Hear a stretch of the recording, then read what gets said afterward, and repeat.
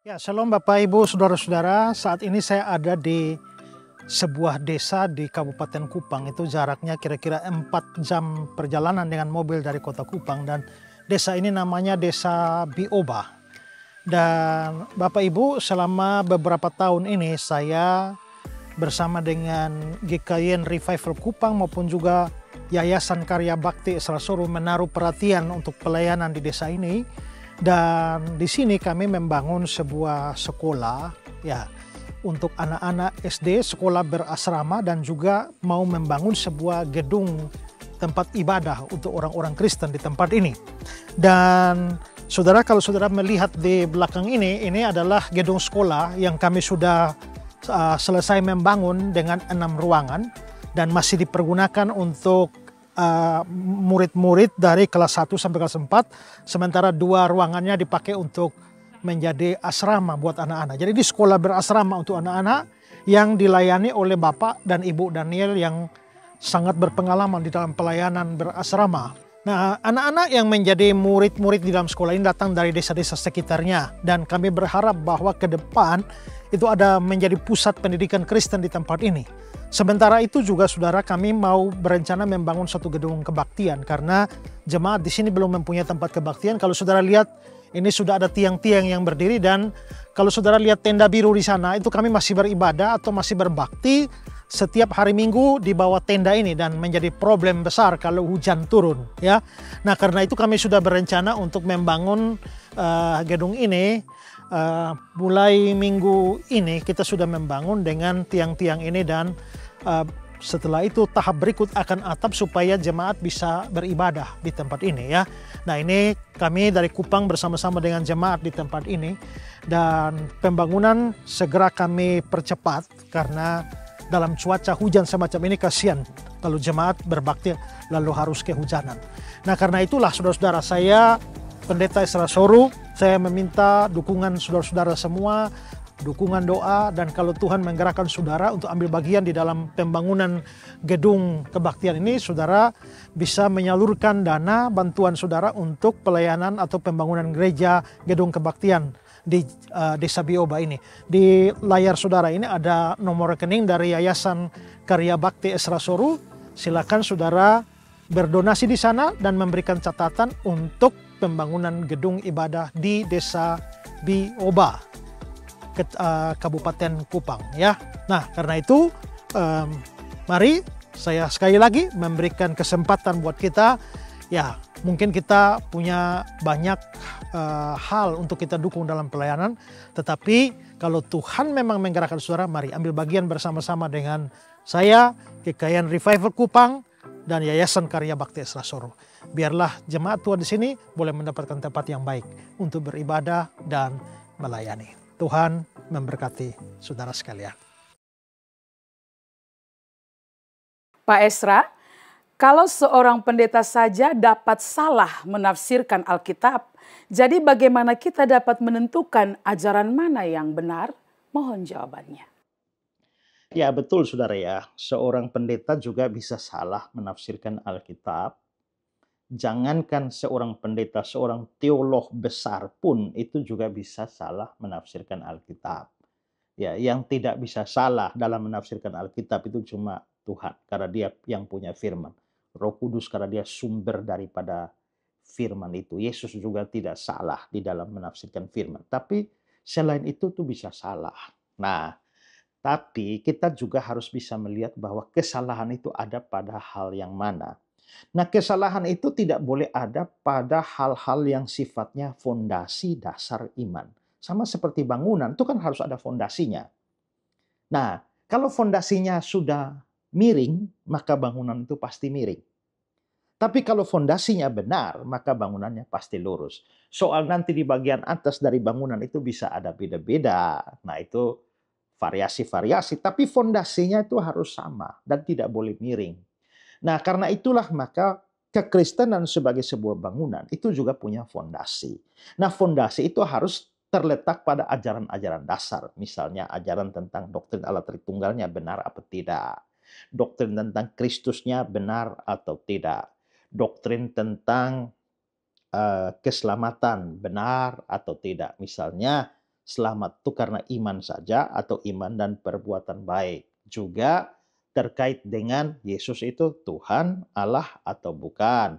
Lalu juga Alkitab firman Allah atau bukan. Lalu keselamatan, apakah percaya Yesus Kristus sebagai satu-satunya jalan keselamatan atau salah satu saja? Ya, sementara yang lain juga bisa selamat. Nah, itu semua masih banyak beberapa lagi, tetapi itu semua merupakan fondasi iman. Yang di sini tidak boleh melenceng. Kalau melenceng, maka itu bukan hanya salah, itu bidat, itu ajaran sesat, pengajar sesat. Maka saya tidak selamanya setuju dengan penafsiran dari hamba-hamba Tuhan yang lain. Tapi saya lihat kalau perbedaan tafsir saya dengan dia, itu artinya saya bisa salah atau dia yang bisa salah. Tapi sepanjang kita punya fondasi dasar yang sama-sama benar, saya tidak akan terlalu memusingkan hal itu. Walaupun saya dari perspektif saya anggap dia salah tafsir. Tapi dia tetap saudara seiman saya yang hanya beda pemahaman. Tapi kalau perbedaan saya dengan dia itu sudah pada yang mendasar itu, fondasi itu, maka dia itu bukan saudara seiman. Bahkan dia bukan hamba Tuhan. Dia pengajar sesat. Dan pengajar sesat itu sumbernya dari mana? Dari iblis. Ya, walaupun dia pendeta, pastor, ya, khotbah pakai Alkitab, tapi ingat kan iblis bisa menyamar sebagai malaikat terang. Ya, maka pelayan-pelayannya pun itu juga menyamar sebagai pelayan-pelayan kebenaran. Kalau saudara baca di Matius pasal yang ke-7 ayat yang ke-15, Tuhan Yesus bilang waspadalah terhadap nabi-nabi palsu yang datang. Mereka menyamar seperti domba, padahal mereka serigala yang buas. Kata menyamar seperti domba itu dalam bahasa asli itu berbaju domba. Tapi dia isi dalamnya tuh serigala, bajunya saja domba. Kalau dia bajunya domba, dalamnya serigala, maka dia yang lebih nampak itu adalah kedombaannya daripada keserigalaannya. Nah, maka saudara bayangkan kalau dia nampak seperti domba, maka anak-anak domba yang lain tuh pikir, ini sahabat, ini kawan, ini rekan sekerja. Padahal isinya serigala. Nah, jadi kalau bidat atau pengajar sesat itu harusnya saudara jauhi ya. Tapi kalau dalam fondasi dasar iman itu sebenarnya tidak beda, ya sama, maka penafsiran-penafsiran yang lain yang dalam hal-hal yang lebih sekunder itu tidak sama. Misalnya cara baptisan yang benar itu bagaimana sih? Ya, percik atau selam. Yang lain bilang harus percik, yang lain bilang harus selam. Atau apakah bayi boleh dibaptis? Gereja Protestan bilang boleh, gereja-gereja Pentakosta Karismatik bilang tidak boleh. Perjamuan kudus itu berapa kali? Ada yang mau 1 tahun 3-4 kali, ada yang mau tiap bulan, ada yang mau tiap ibadah, tiap minggu perjamuan. Ya, itu cuma perbedaan-perbedaan kecil. Atau paham-paham tentang akhir zaman. Rapture atau pengangkatan itu benar-benar ada atau tidak. Konsep premilenialisme itu mengatakan bahwa ada yang namanya rapture, satu hari nanti ada pengangkatan. Tapi orang-orang reform yang mempunyai pemahaman tentang kerajaan surga yang berbeda, kerajaan 1000 tahun yang berbeda, itu tidak percaya adanya rapture. Ya. Lalu apakah kerajaan 1000 tahun itu? Menurut orang-orang premil, Yesus datang dulu, baru mendirikan kerajaan 1000 tahun. Menurut orang-orang postmil itu adalah kerajaan Allah. Kerajaan 1000 tahun lebih dulu, baru disusul dengan kedatangan Yesus sebagai penutupnya. Lalu orang-orang amilenialisme itu tidak percaya adanya kerajaan 1000 tahun sebagai sesuatu kerajaan yang harfiah. Mereka memahami kerajaan 1000 tahun itu sebagai zaman di antara kenaikan Yesus ke surga dan kedatangan yang kedua kali. Jadi kita ini sekarang ada di kerajaan 1000 tahun. Nah, kalau cuma beda-beda di situ ya penafsirannya, ya walaupun saya yang memegang paham ini, saya bisa menilai bahwa, wah ini pengajar ini, pengkhotbah ini, pendeta ini, itu punya paham yang salah. Ya, tapi ya itu tidak membuat saya melihat dia sebagai bukan saudara seiman atau bidat atau guru palsu, nabi palsu dan sebagainya. Ya, kalau kita bisa berpikiran seperti itu, kita tetap bisa bekerja sama dengan hamba Tuhan yang lain, gereja yang lain, walaupun kita punya beda-beda pemahaman. Tapi yang penting adalah basic Christianity-nya itu sama. Nah sekarang, kalau memang pendeta bisa salah menafsirkan Alkitab, ya, terus bagaimana kita ini harus ikut? Nah memang betul saudara ya, pendeta juga bisa, apalagi kalau pendetanya tidak belajar. Apalagi kalau pendetanya tidak sekolah. Ini rumit ini, karena ada banyak orang merasa dipanggil oleh Tuhan, lalu akhirnya melayani. Dia nggak pernah belajar Alkitab secara serius. Dia nggak pernah duduk di sekolah teologi. Ya. Kalaupun dia tidak duduk di sekolah teologi, apakah dia adalah orang yang sungguh-sungguh belajar firman Tuhan secara ketat? Tidak. Banyak pengkhotbah tidak begitu. Mereka hanya modal bisa bicara, ya, lalu baca Alkitab di permukaan saja, lalu mulai bicara segala macam hal dikaitkan dengan motivasi-motivasi dunia, sehingga mereka ya sebenarnya bukan pengkhotbah, mereka tuh motivator yang memanfaatkan mimbar gereja lalu memberikan motivasi-motivasi yang bernuansa rohani. Tapi pengertian tentang ya firman Tuhan itu sangat dangkal. Makanya saya lihat ada beberapa pengkhotbah yang kalau mereka bicara hal praktis itu hebat, bagus, dan menarik sehingga jemaat suka pada mereka. Bicara tentang pengampunan, ya mereka memberikan motivasi-motivasi sekuler ditambah dengan ya bumbu-bumbu ayat sehingga kelihatannya begitu menarik. Tapi begitu mereka menyentuh doktrin atau ajaran mulai kacau balau. Ya. Nah, ini rumit ya. Karena itulah maka memang sebaiknya seorang pengkhotbah, ya seorang pemberita firman, pengajar itu harus belajar. Kalau tidak ya seperti Tuhan Yesus bilang, ini sama seperti orang buta tuntun orang buta. Kamu hanya modal kefasihan berbicara, menghubung-hubungkan ayat, lalu kamu bisa jadi pengajar firman. Paulus bilang pada Timotius, ada orang yang tidak sampai pada itu, yaitu mereka sesat. Kenapa? Karena mereka mau menjadi pengajar hukum Taurat, tapi mereka sendiri tidak mengerti pokok-pokok yang mutlak diperlukan dalam hal itu. Nah, tapi sekalipun demikian, ya tidak membebaskan, tidak melepaskan kemungkinan bahwa orang sudah belajar teologi pun masih bisa salah menafsirkan, tetap bisa. Nah, termasuk kita pun. Nah, karena itu maka pertama, ya kita acuan paling tinggi itu adalah uji dengan Alkitab. Salah satu teladan yang bagus itu yaitu dari Kisah 17 ayat yang ke-11 ya. Kisah 17 ayat yang ke-11 itu adalah orang-orang Yahudi di kota itu ya lebih baik hatinya, terjemahan lebih tepat adalah lebih mulia hatinya daripada orang-orang Yahudi di Tesalonika.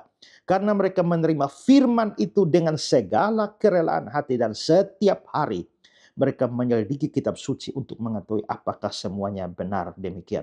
Jadi ujiannya adalah dari firman. Jadi begitu orang mengajar sesuatu, kalau nggak cocok dengan Alkitab, ya itu pasti ajarannya, tafsirannya melenceng. Ya, ingat di dalam 2 Timotius 3 ayat 16 itu ya. Segala tulisan yang diilhamkan Allah memang bermanfaat untuk mengajar. Jadi mengajarnya harus dari segala tulisan yang diilhamkan Allah. Menyatakan kesalahan, ya salah atau benar ya harus dari segala tulisan yang diilhamkan Allah. Nah, jadi ini penting untuk mengujinya. Tapi hal yang kedua yang tidak kalah penting adalah bahwa kalaupun orang pakai ayat Alkitab, belum tentu benar. Karena setan pun waktu goda Hawa itu juga pakai firman Tuhan ya. Kalau kita melihat juga di Matius pasal yang keempat, ketika iblis itu mencoba Yesus juga dia pakai ayat, sebab ada tertulis mengenai engkau. Ya, dia kutip dari Mazmur pasal 91 ketika dia bawa Yesus ke bubungan bait Allah dan suruh loncat dari sana. Ya, jadi orang pakai ayat itu belum tentu benar. Bidat saksi Yehova, aliran sesat saksi Yehova mungkin adalah bidat yang paling banyak menggunakan ayat Alkitab, tapi diselewengkan artinya semua.